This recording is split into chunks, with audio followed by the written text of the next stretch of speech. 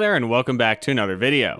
If you've watched some of my other videos or read some of my interactions with people in my comment sections, you'll know that I'm pretty open about the fact that I use an AMD RX 6950 XT in my main system. But how has the experience been? Isn't AMD supposed to make terrible graphics cards with all kinds of these driver issues? Well, that's what some people think, so here's what my experience with my AMD graphics card has been like. I bought a reference edition RX 6950 XT back in June of this year for $600. For that price, this card offers absurd levels of performance. I've got some benchmarks here shortly, and was a really enticing option for anyone shopping around that price point at that time. Disappointingly, this card doesn't seem to be available for this price anymore these days. I can't tell if it's due to the card's production being discontinued. I somewhat recall hearing about some of the 50 XT variants of the AMD RX 6000 series cards being discontinued, but I'm unsure. Though this card in particular may no longer be a super great deal due to the price it's now being sold at, other AMD RX 6000 series cards are still quite good looking options for a lot of other budgets, so talking about the user experience on an RX 6000 card is still quite relevant. So let's first establish what this card has been used for over the 5 months that I've had it. I've used this card for a lot of different applications, the key ones being gaming, 3D modeling, and video editing. I will be covering all three of these different applications and the experience I had with this card in all of them regarding driver issues and other oddities. I will also be dedicating a notable amount of time to testing the performance of this card, as that can still be valuable information, especially when it comes to productivity, as you'll soon see. When I bought this card, the main use case that my computer was seeing was gaming. I did a respectable amount of light 3D modeling that pretty much any system with a somewhat modern iGPU can handle, so that wasn't too much of a challenge, and video editing was a rare occurrence. Therefore, AMD's supposed great price to performance in gaming workloads is what really led me to make the choice of purchasing this graphics card. Thankfully, I can say that I do not regret this purchase at all. Coming from the RTX 3060 Ti that I used to use, this 6950 XT offered an absurd uplift in performance. And on that note, how about we get into some gaming benchmarks with this card, if it's really that good at running games? Here's today's benchmark list. We're going to be doing Forza Horizon 5, Marvel's Spider-Man Remastered, Satisfactory, Hitman 3, and Halo Infinite. All titles that have ray tracing will have a non-ray tracing benchmark and a ray tracing benchmark, and every game will be ran at 1440p native resolution. With that out of the way, let's get started. Starting out with one of my all-time favorites, Forza Horizon 5. In the built-in benchmark at 1440p with the Ultra preset, 4x MSAA, and short motion blur, my CPU is definitely bottlenecking this card. Definitely don't take performance numbers from any of these tests as perfect benchmarks for this card, because they almost certainly won't be. In any case, this card put out an average frame rate of 151.8 FPS, with a 1% low of 100.2 and a 0.1% low of 3.4. There's that same strange 0.1% low that I noticed when benchmarking the Intel Arc A750 in this game. I'd certainly blame that figure on the game and not the card. In the Arc video, a couple commenters pointed out that Forza's implementation of ray tracing is next to none, which explained the incredibly tiny performance difference observed in the A750's testing and set me up to expect very minor difference with the 6950 XT. With ray tracing set to Ultra and all other settings the same, the average frame rate dropped by only about 10 FPS down to 142.2 FPS. The percent lows also changed a bit, but in the opposite direction. Both the 1% and 0.1% lows increased to 110.1 FPS and 97.1 FPS respectively, representing better frame pacing and an overall smoother performance when ray tracing was enabled. A bit odd, but hey, that's the result that I got. Moving into Marvel's Spider-Man Remastered, with the very high preset, TAA, and no ray tracing, my 6950 XT was able to do an average frame rate of 153.8 FPS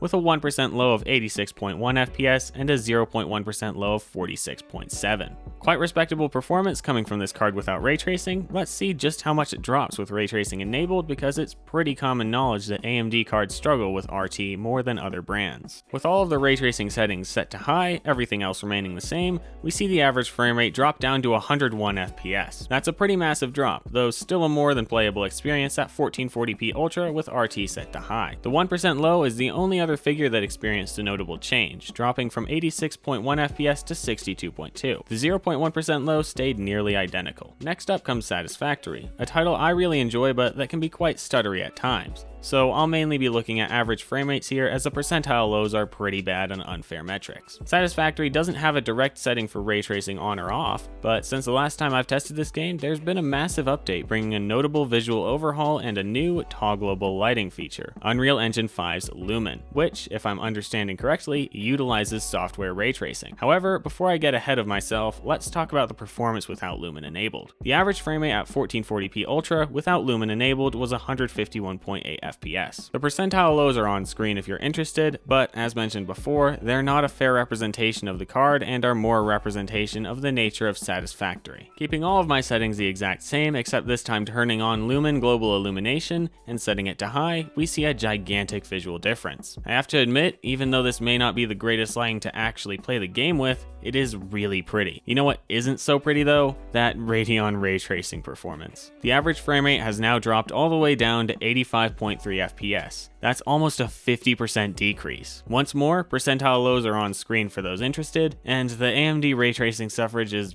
very clearly noticeable here in Satisfactory. Though Satisfactory with the new Lumen implementation is a very heavy ray tracing test, it's nothing compared to what the card's about to be hit with now. Hitman 3 and Hitman 3's ray tracing. I've mentioned it before, but Hitman 3 with ray tracing at high is the most brutal thing I've ever ran on any graphics card. To get a point of reference though, we've got to talk about the 1440p Ultra no ray tracing benchmarks first. With Ultra settings at 1440p in the Dartmoor benchmark, we can see a respectable average frame rate of 120.5 FPS. Percentile lows are alright at 61.5 and 40.5 FPS for the 1% and 0.1% lows respectively. Now comes the real show, turning the ray tracing to high just to see how this card can push through it. An average frame rate of 33.8 FPS results in a cinematic experience, I guess? I can only imagine what trying to aim would be like with this kind of performance, and therefore really can't say that this is very playable. Percentile lows were about as bad as you can expect with that kind of an average frame rate, being a 1% low of 22.5 FPS and a 0.1% low of 10.7.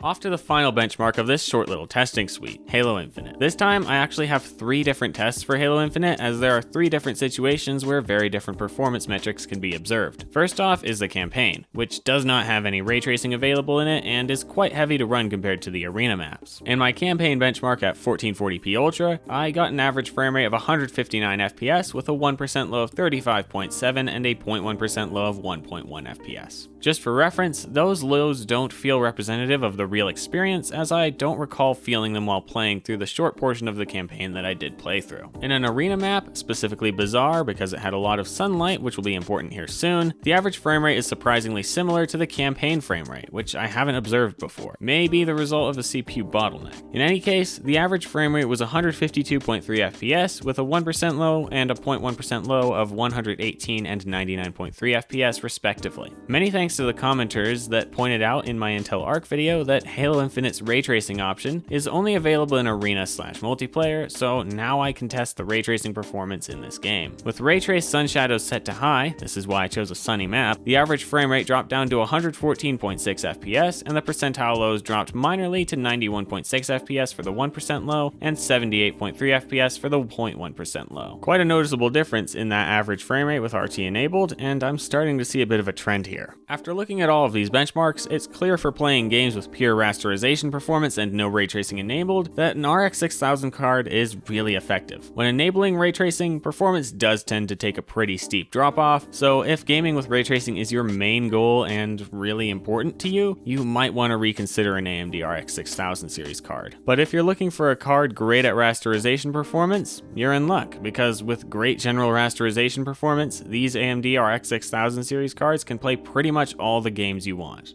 With the gaming benchmarks out of the way, it's pretty clear to see just how impressive this card's performance is in this kind of workload. Now though, let's get on to the user experience, because this is what causes a lot of people hesitation when considering going with an AMD Radeon graphics card. One thing that a lot of people cite when deferring others from purchasing an AMD graphics card is driver issues. I can say, with confidence, that over these 5 months of owning this card, I've experienced a whopping 1 driver issue. When playing Minecraft Java, notably using a modded client, fabric with sodium. Sometimes when entering or exiting full screen, the drivers would time out and crash. They'd recover on their own in about 10 seconds, no need for a full system reboot, which was always welcome, but it seems that the issue's been fixed now. You may have noticed my lack of B-roll on the issue, and that's because I didn't record it happening when it was happening, and as I've just mentioned, it's now been fixed. Overall, when it came to gaming, this card performed incredibly well, and in terms of user experience, which mainly pertains to driver issues, it was great. For gaming, I see only one reason to avoid an AMD RX 6000 series card, and that reason is if your goal is to play all of your games with maximum ray tracing. Now let's move on to some of the productivity that I use this card for. I won't cover video editing or production in this section of the video because that part is detailed enough to command its own part. Other than video editing and production, the main graphics card intensive tasks that I use this card to perform are related to 3D modeling. I do a notable amount of CAD as I like to design and build things, so a little bit of testing here is probably a sensible thing to do. The 6950 XT doesn't struggle with any of my CAD tasks, those being in Fusion 360,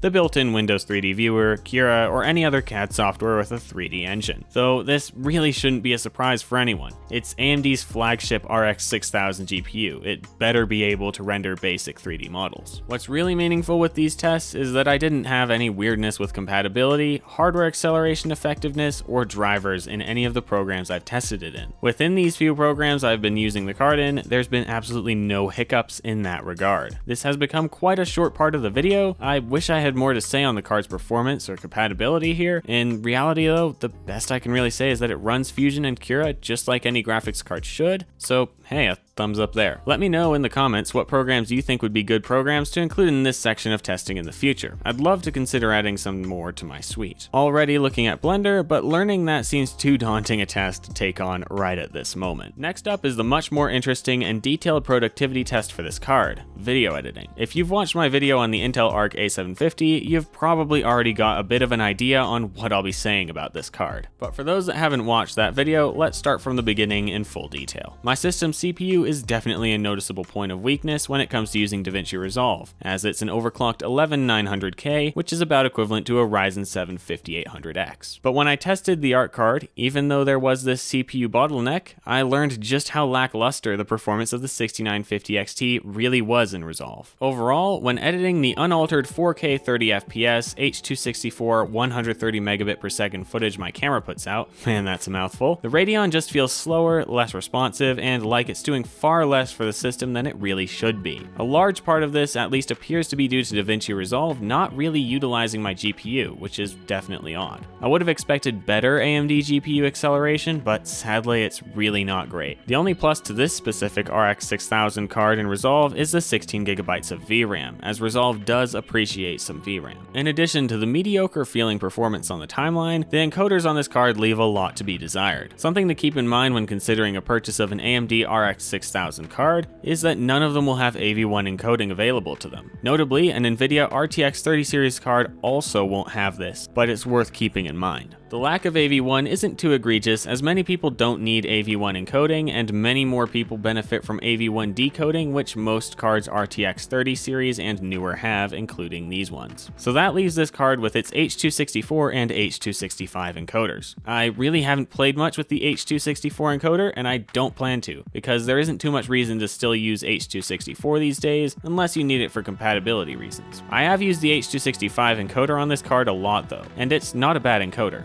All of the videos on this channel up to the What Can a Maker Salvage from Old Computer Parts video were exported using this encoder, and it did it well. My only gripe with this encoder is that it's still H.265, which is no longer an incredibly efficient or amazing looking video codec. This is especially apparent when recording gameplay footage with OBS on this card. Since the H.265 encoder is the best encoder on this card, as it doesn't have anything like AV1 or Nvidia's NVENC, it's really your only option, and it doesn't look very great at lower bit rates. If you want to stream your games or record your gameplay for something like a gaming channel, an RX 6000 series card really isn't the best option for you. It's not a terrible one, and it will work alright, it's just not going to work as well as something that comes with better content creation features like a better encoder. Even though the features and performance performance of an AMD RX 6000 series card for content creation can at times be dissatisfying, I never encountered any driver or full-on compatibility issues in any video editing, creation, or playback software. The card would always play nicely with the software, even though it didn't play the most effectively, and the experience during the time that I used this card as my main video editing GPU wasn't bad. It just wasn't the best. So now let's take a step back from these three more detailed coverings and see what the big picture from my experience with the 6950 XT has been. When it comes to gaming, this card is a behemoth and plays beautifully, like any semi-powerful RX 6000 series card will. In pure rasterization workloads, the performance has been rock solid and I've ran into practically no issues minus that one with Minecraft, which has been fixed. When it comes to ray tracing, these Radeon cards could definitely perform better, but they're still capable of doing it. I wouldn't recommend buying one if your only goal is to play all of your games with ray tracing enabled and cranked to the highest it can possibly be put to, but if there's that one title with a bit of ray tracing you want to play with, a decent RX 6000 card should still be able to do the job. For a gamer, the Radeon RX 6000 series lineup, assuming we're not talking about any of the cards below the RX 6600, is genuinely a great line of products. I can say that I recommend these cards and believe that in a common gaming system, they should be highly stable 99% of the time. Of course, things do happen occasionally, as with all products, and I can't guarantee you anything, but I can say that my experience with one of these cards in my system has been fantastic. What about if we factor in the productivity tests though? Well, this is when my recommendation starts to shift. If you do some 3D CAD in programs like Fusion 360 and slice some models in Cura, then the RX 6000 series is a fine choice. I didn't have any issues with my card in these pieces of software, and the performance was about as good as one can really ask for in these use cases. Now, if we head over to the video production and content creation side of my productivity tests, the story starts to change significantly. If you have serious plans to use your system for content creation, I can't say that an RX 6000 series card is the best choice for you. I do believe that in a situation where it's between an iGPU and an RX 6600, the 6600 will get you much farther. But if you've got a bit of cash to spend and, again, really plan on making videos or streaming with your system, get an NVIDIA card or an Intel Arc. The hardware acceleration is much better and the encoders are miles ahead of anything RX 6000 has to offer for both video encoding and live streaming. So all in all, I've really enjoyed my experience with my AMD RX 6000 series card, and now that I don't use it for content creation anymore, I have no gripes with it. If you're looking to get the most frames per dollar out of your system, and you're mainly gaming without ray tracing, either never or only rarely dabbling into video editing, maybe once a month for a small project, I think that these cards are a great option for you. Sadly, this great price to performance in gaming doesn't translate to many heavier productivity tasks, mainly the ones regarding video. If you have plans to record gameplay, live stream, or edit videos you film, I can't recommend an RX 6000 series card to you because of what I've noticed to be lackluster acceleration, disappointing encoders, and overall mediocre performance even on their top tier card. So in all, I cannot recommend one of these cards to someone doing a lot with video. I hope that my perspective and experience with one of AMD's RX 6000 series cards has been somewhat helpful in aiding you in making your purchasing decision. I absolutely recommend going out and finding a second, third, or maybe even fourth opinion before pulling the trigger on anything. Hopefully you won't be disappointed with whatever card you end up purchasing. I hope to see you next time. Goodbye.